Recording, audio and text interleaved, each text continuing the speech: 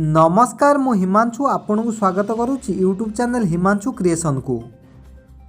पुणी देश में 10,000 पार है कोरोना संक्रमण संख्या।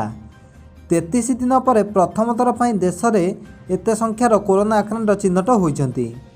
आज स्वास्थ्य मंत्रालय जुग्म सचिव लव अग्रवाल सांबादिक सम्मेलन करी एभली सूचना देइछंती।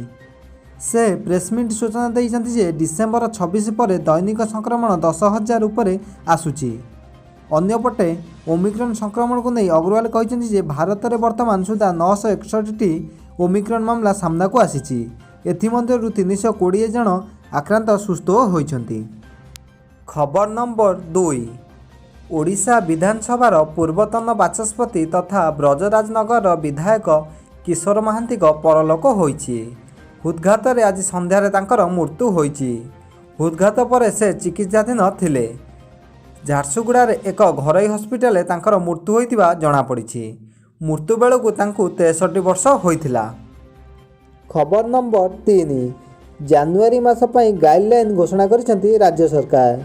जानुआरी मास पई कोरोना कटकणा कड़ाकड़ी करा जाइछि।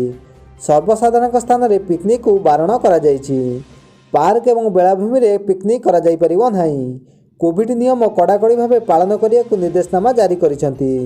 जानुआरी मासर सहरांचल नाइट कर्फ्यू जारी रहिबो। राति 10टारू सकाळ 5टा जाए नाइट कर्फ्यू लागू हेबो।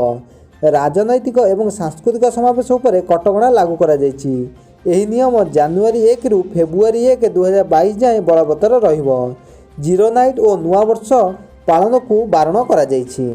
खबर नंबर 4 रहिछि पाणीपागर सूचना।